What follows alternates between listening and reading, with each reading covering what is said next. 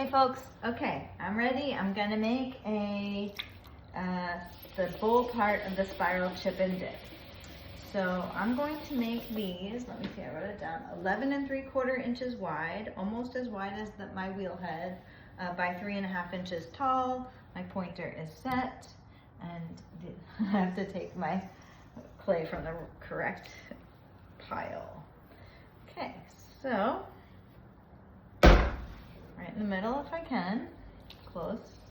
By the way, if it's off, like you can see this is off, I'm just gonna shove it in, but what you can do to save yourself a little bit of energy is just give it a shove instead of like doing it while you're centering. Just, especially if the clay is hard at all, can be really helpful. So with larger pieces, I tend to kind of center as I open. Here I'm using the heel of my hand. I want to make sure I leave enough clay at the bottom. I will be just gently trimming these. I'm not going to trim a true foot onto them, but it would be nice to trim something onto them. And I'm still kind of looking for my solution for the bottoms of my pots. Maybe if I leave it thick enough, I can use a wiggle wire and maybe cut it off kind of like that and give it a little bit of personality underneath. So why don't we say that that's the plan, but it's got to definitely be thick enough on the bottom to do that. Compressing down into the bat as I open it up and remembering that this is going to be a bowl, so when I come to what I think is going to be the inside edge, I leave a little bit of roundness there. And compressing the base. Getting everything really nice and even from the outside to the inside. This is all kind of a little bit of review here.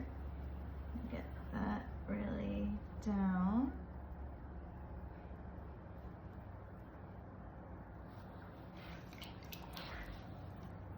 And not just evening it out. I got a little, another little Amy meme that I was thinking of as I was making the first one, which is first make them great, then make them thin and fast. So at first, when you're first making a form, don't try to push yourself to be a great potter.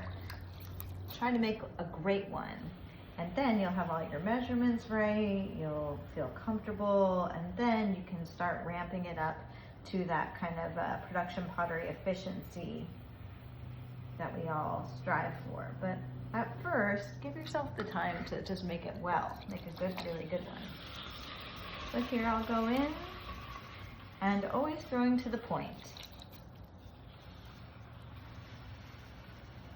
First pull is always about making sure the wall is even. Doesn't have to be super thin, just even. And that's all about my claw being set and uniform. Nice thick rim. Now, with all bowls, what we want to be doing is when we take the clay, we don't take it from where we think the wall is. Otherwise, we create a division between the bottom and the wall. We actually start by compressing the bottom in as I'm digging under. So these hands are coming towards each other. They are in relationship to each other. Here I dig under, grab that clay, and throw my form again straight to the pointer. Always straight to the pointer. That's something that's going to help you a lot if you can get that. Always to the pointer. It just makes your movements very efficient. Otherwise, you throw something and then you have to kind of wrangle it over to the pointer. So now again, I'm going to compress here. I don't have very much clay left to pull and I'm at the pointer, so I'm just going to be pushing down from the inside, making my form, making the inside exactly the shape I want it to be.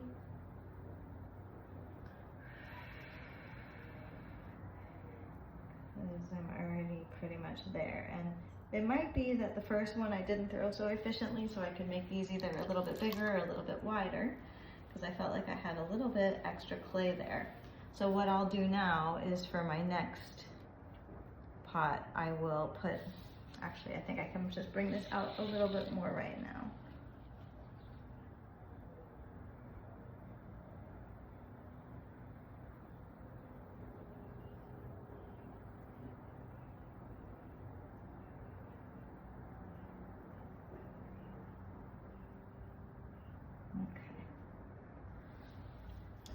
So, let's see how I did with my, I'm going to measure this because I lost a little bit of height when I brought it out. And that's just something I'm going to want to think about when I make my small bowls for the inside. So let me just get rid of lines on the inside.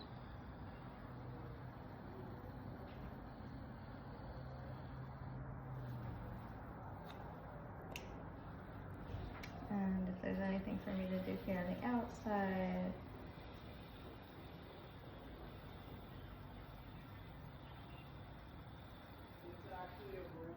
Okay, this one went way out there.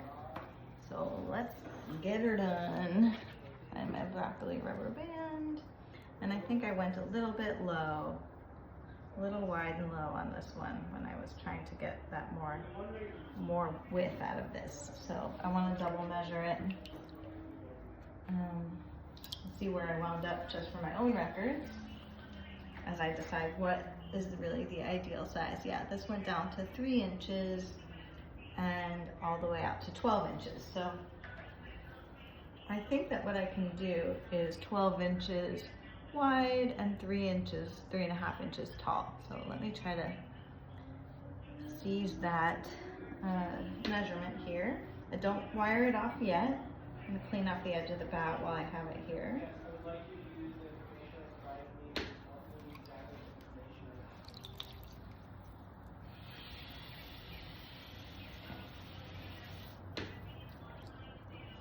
Gently removing it since it's really kind of out there.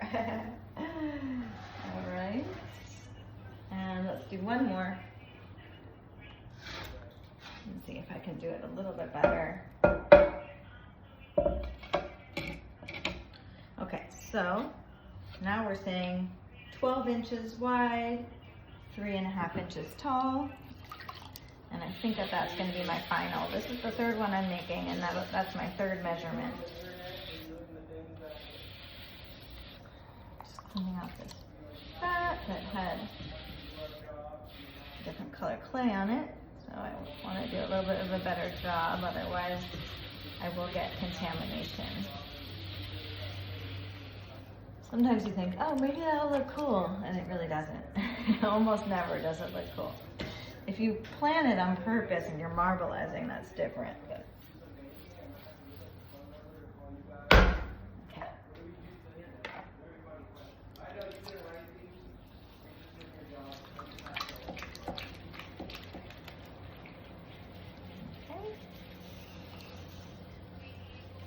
Heel of the hand, drop the hole.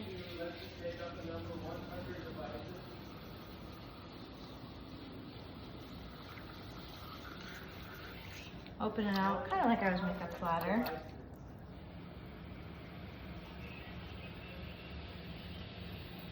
Getting my clay for the walls.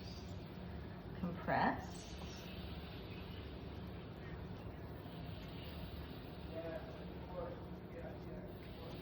Okay.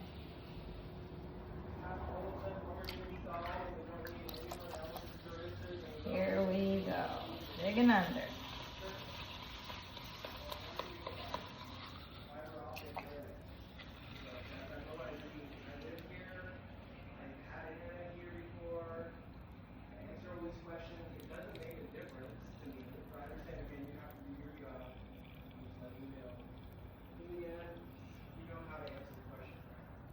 Just making sure you stay in one place for a full rotation of the wheel. Name is on the phone. I hope that's not too distracting.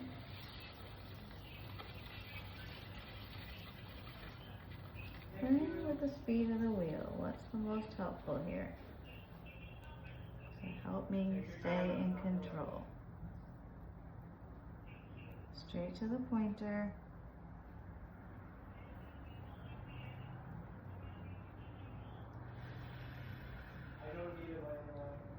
There we go. He was frustrated on the phone. Okay, so 2 pulls really. And then, again from the middle, I come out, I compress, especially here, especially there at the corner. I'm going to stay there for lots of extra rotations as I compress that clay out and get it to start going my way.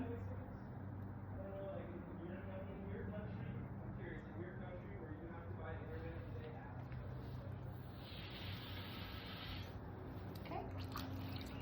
And this is going to be a deeper one, but I think in the end it's probably the best. So now I'm just going to work on this curve a little bit more, feeling the clay between my fingers, feeling for consistency, regularness.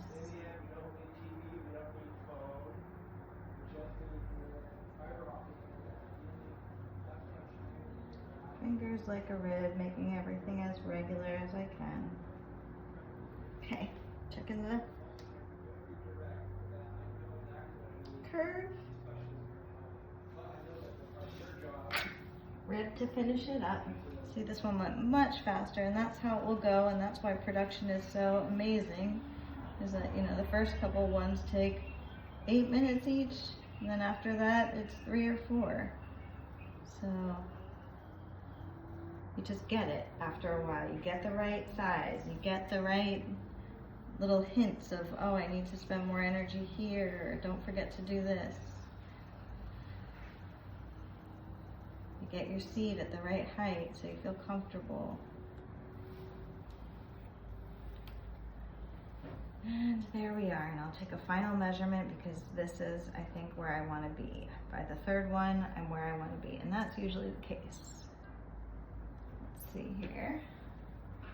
That is 3.5, and that is 12. Yeah, 12 by 3.5. I'll change my little note to self. 12 by 3.5. And I'll write that down somewhere for my future self. 4.5 pounds, 12 inches by 3.5 inches. Okay, now for the little bowl, we should do a little bit of thinking. Let's get a tombow. And the tombow. There it is. Okay. And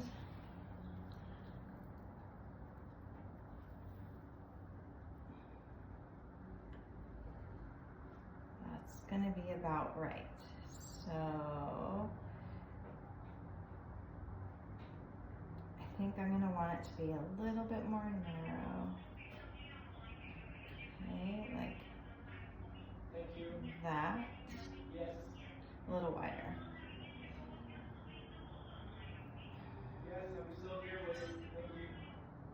Okay.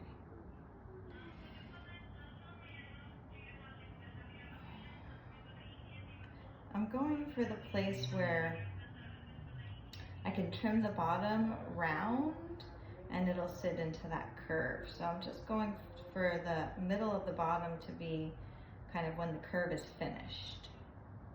I think that that's right, and now I'll measure that. So this is going to be 1, 2, 2 3/4 by 1, 2, 2 3/4. I think that that's